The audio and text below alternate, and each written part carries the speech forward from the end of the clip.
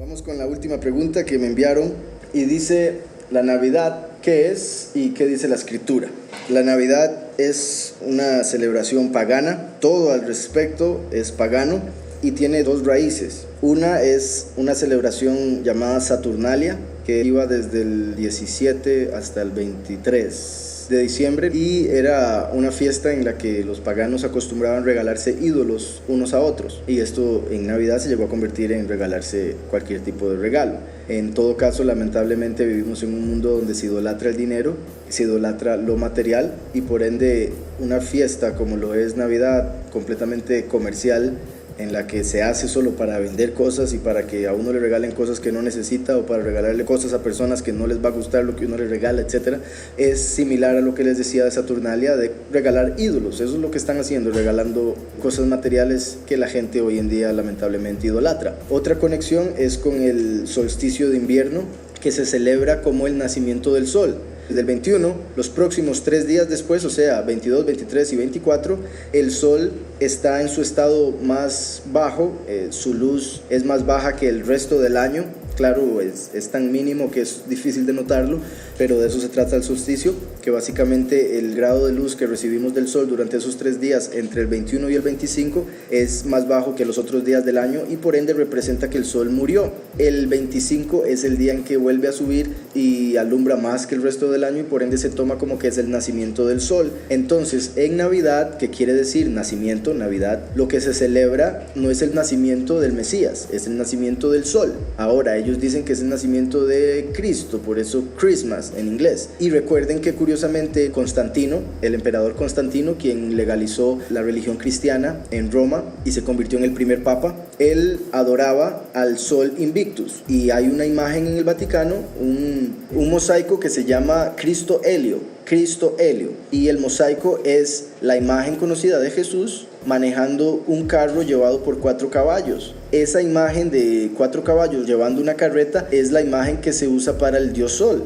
que se supone que el dios Sol es llevado por una carreta de fuego con 4 caballos de fuego, como lo pueden ver. De hecho, en Berlín hay una puerta en la que está el dios Sol arriba, subido en una carreta con 4 caballos. Entonces, Constantino adoraba al dios Sol con el nombre Sol Invictus. Cuando se volvió cristiano, o más bien adoptó el cristianismo y lo mezcló con su religión principal, que era la adoración del sol, lo hizo para que los cristianos, que eran, por decirlo así, el mayor problema del Imperio Romano, se volvieran amigos del imperio, al pensar que de repente su religión ahora era la religión del imperio, sin entender que lo que habían hecho era falsificar la religión, mezclarla con lo pagano, con las mentiras de Sol Invictus. Entonces convirtieron la imagen del Mesías que tenía la iglesia en ese momento, lo convirtieron en una imagen física, en ídolos, y en ese nombre Jesús Cristo, que curiosamente, ¿verdad?, lo llaman Jesucristo. Entonces, el nacimiento del sol es lo que se celebra en Navidad. El sol se le puso el nombre Cristo Helio,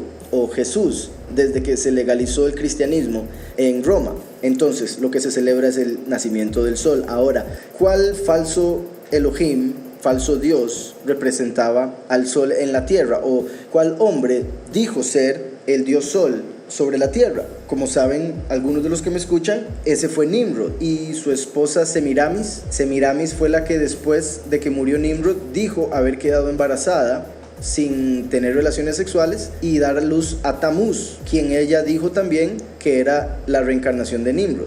O sea, como los que adoraban a Nimrod lo consideraban el poderoso en la tierra, cuando Nimrod murió, lo que hizo Semiramis, su mujer, fue aprovecharse de la situación, aprovecharse de las profecías que habían desde el tiempo de Adán, de que el Mesías había de venir a través de una mujer, de la semilla de la mujer, por ende de una virgen. Entonces ella se aprovechó de esa profecía para decir que ella era esa mujer y que estaba dando a luz, sin haber tenido relaciones, a la reencarnación de Nimrod, a quien veían como el poderoso en la tierra. Por ejemplo, en Babilonia se conocían como Semiramis y Tamuz, la madre y el hijo. En Fenicia, Astarot y Baal, el Señor, en español. Ishtar, Inanna o Dumisi en Asiria. En Egipto, Isis y Horus. Por eso el ojo de Horus está sobre la pirámide en el billete de $1. El ojo de Horus es el ojo de Lucifer, el ojo del falso Mesías. Tamuz, Baal, el Señor. En Grecia era Afrodita y Eros. En Roma, Venus y Cupido. En India, Devaki y Krishna. Y la lista sigue. Entonces, Una vez que Semiramis hizo que todo el mundo adorara a Tamuz, Tamuz se convirtió, por decirlo de alguna manera, en la representación del falso Mesías. Todos esos nombres que dije de madre e hijo, hoy en día en el cristianismo se les llaman María y Jesús. Entonces todos los nombres que dije, Astoret y Baal, Devaki y Krishna, Isis y Horus, Semiramis y Tamuz, hoy en día son María y el Señor Jesús. Son exactamente los mismos seres, los mismos ídolos que hoy se adoran, porque la gente lamentablemente piensa que son los de la Escritura y no tienen nada que ver con la Escritura.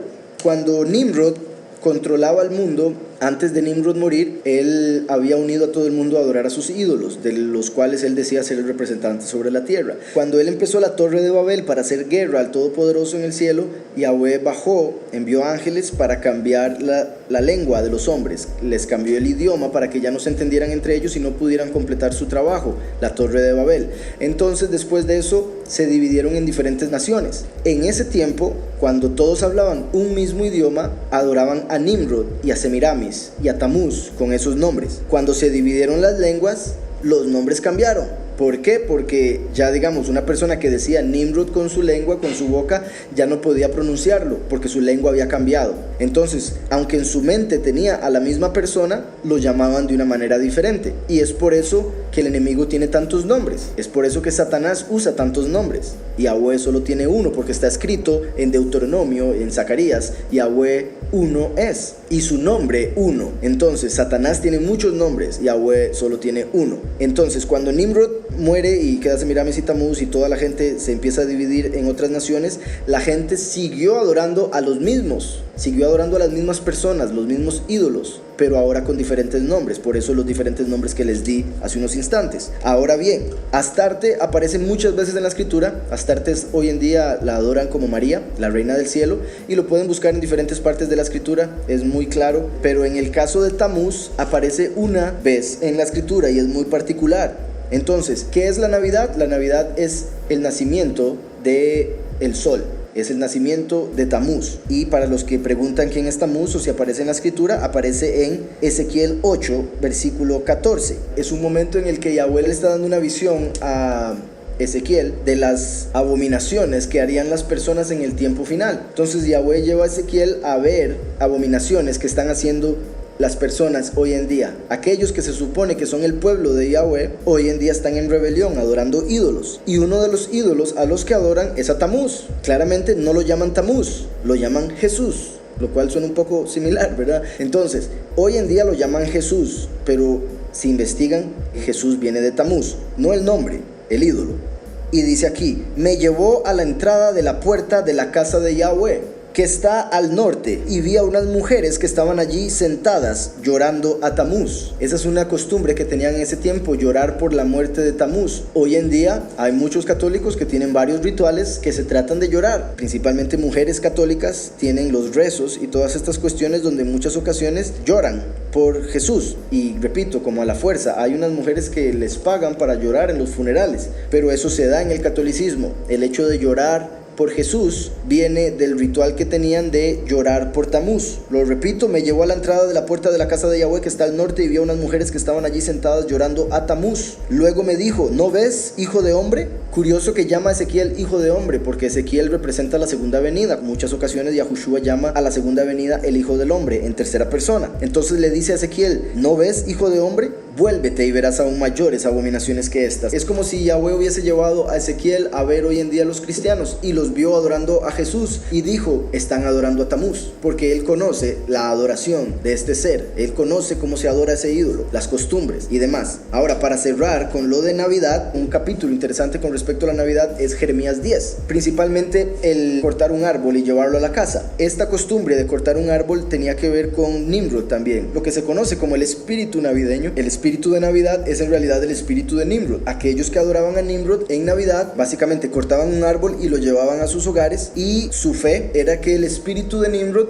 llegaba, entraba a sus hogares y mantenía el árbol verde a pesar de estar cortado a través del espíritu. En esos tiempos también las personas sacrificaban hombres y llevaban las cabezas a los árboles que eran poseídos por Nimrod y los ponían como regalos al dios Nimrod guindando del árbol, y de ahí viene lo de guindar bolas en los árboles de Navidad, por ejemplo. De las cabezas que arrancaban, las llevaban a Nimrod como ofrendas, las guindaban de los árboles y de ahí viene a adornar los árboles con bolas rojas. Por ejemplo, la estrella que ponen arriba del árbol es la estrella de 5 picos que representa a Satanás. Y repito, el árbol lo cortaban, lo llevaban a la casa, le daban ofrendas y esperaban que el espíritu de Nimrod, el espíritu navideño, entrase en el árbol y lo mantuviese verde. Entonces, con eso en mente, leo Jeremías 10. Dice: oíd la palabra que Yahweh ha hablado sobre vosotros, casa de Israel. Le está hablando a los israelíes, que repito, hoy en día muchos se hacen llamar cristianos. Oíd la palabra que Yahweh ha hablado sobre vosotros, casa de Israel. Así ha dicho Yahweh: no aprendáis el camino de las naciones. Ahí empieza. Las naciones celebran Navidad. Nosotros que seguimos la escritura, no. El problema es que rodearon a la Navidad, la celebración pagana del nacimiento de Nimrod, con el nombre Cristo para que los cristianos pensaran que se trataba del Mesías de ellos. Pero es una mentira, es de las naciones, de los gentiles. No aprendáis el camino de las naciones. Por ejemplo, Santa Claus. El hecho de enseñarle a un niño que Santa Claus existe, que lo quiere mucho, que lo ve todo el año y si se porta bien le trae regalos, si se porta mal no. Entonces le dan la descripción de lo que es el Todopoderoso. Cuando el niño crece y le dicen o se da cuenta que Santa Claus no existe, más adelante va a decir: si Santa Claus no existe y era todo lo mismo que dicen que es el Todopoderoso, entonces tampoco existe el Todopoderoso. Es una mentira. Por eso es que Santa Claus es un anagrama de lo que sería en inglés las garras de Satán. Santa, si se mueven las letras, es Satán, ¿verdad? Se mueve la N que está de tercera y se pone al final y es Satán. Eso es un anagrama muy simple, puesto que una persona, si es un hombre, los católicos o cristianos lo llaman santo, a una mujer la llaman santa, pero Santa Claus es un hombre, por ende santa es un nombre, no se refiere a que es santo, se refiere a que es un nombre, y ese nombre es un anagrama de Satán. Claus fonéticamente suena a lo que en inglés sería garras, entonces Santa Claus es las garras de Satán, y es un plan del enemigo para engañar a las personas y que las personas influencien erróneamente a los niños. Curiosamente,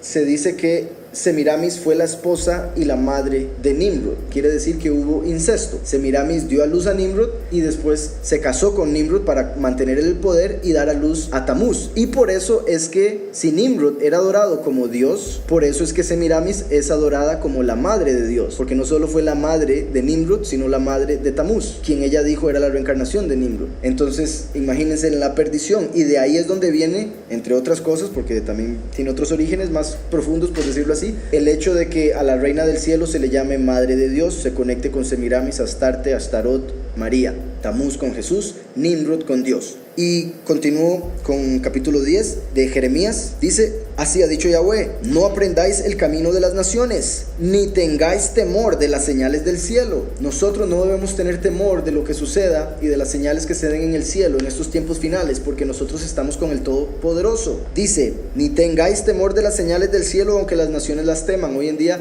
se ha estado diciendo, la NASA ha estado diciendo que la Tierra está a punto de que la destruya un meteorito, que ya estamos muy cerca de que un meteorito destruya la Tierra, y están asustando a montones de personas. Entonces, con la mínima estrella caída ya hay mucha gente que está teniendo miedo por lo que les dicen en la NASA, que curiosamente originalmente eran los nazis. Entonces, ¿qué se puede esperar de ellos sino propaganda? Dice entonces: aunque las naciones los teman, porque las costumbres de los pueblos son vanidad. Vanidad quiere decir ilusión, falsedad. Entonces, porque las costumbres de los pueblos son falsedad, son una ilusión. Cortan un árbol del bosque, luego lo labra el artífice con su cincel, con plata y oro lo adornan, y con clavos y martillo lo afirman, para que no se mueva. Derechos están como una palmera, pero no hablan, puesto que ellos esperaban que el espíritu de Nimrod entrara en el árbol. Por más que ellos lo creyeran, el árbol no podía hablar. Son llevados porque no pueden andar. No tengáis temor de ellos, porque ni pueden hacer mal, ni tienen poder para hacer bien. No hay nadie semejante a ti, Yahweh. Grande eres tú, y grande en poder es tu nombre. Bendito sea. Entonces, Yahweh nos dice claramente: no hagan como las naciones. ¿Qué es lo que hacen las naciones? Cortan un árbol y lo ponen en sus hogares, lo adornan y después se inclinan ante él. Y curiosamente, ¿verdad? Esto que acabo de decir no es como que las personas adoran los árboles hoy en día. Yo sé que no adoran a los árboles literalmente, pero están haciendo las mismas costumbres que las naciones. Lo mismo que dice aquí en Jeremías 10. Entonces, si están haciendo lo mismo, están adorando sin darse cuenta. Están adorando el espíritu navideño, el espíritu de Nimrod. Al celebrar la fiesta, están adorándolo sin darse cuenta. O el hecho de que los regalos se ponen debajo como si fuesen ofrendas para el espíritu que entra en el árbol. Y no solo eso, cuando llegan a abrir los regalos, se tienen que hincar delante del árbol. Entonces se terminan inclinando ante el árbol que dicen no adorar. Como digo, Navidad es completamente pagana y la escritura habla clarísimo de que no debemos celebrar las fiestas paganas. Jeremías 10 fue solo un ejemplo, puesto que mencionaba específicamente el árbol de Navidad. Hablé lo de Tamuz, Semiramis y Nimrod, como en realidad la Navidad se refiere al nacimiento de Nimrod y de Tamuz, el nacimiento del sol, Sol Invictus, Cristo Helio, quien adoraba Constantino, a quien llaman el Grande. Y bueno, me voy despidiendo entonces. Espero les haya gustado el programa de hoy, espero haya respondido todas sus preguntas.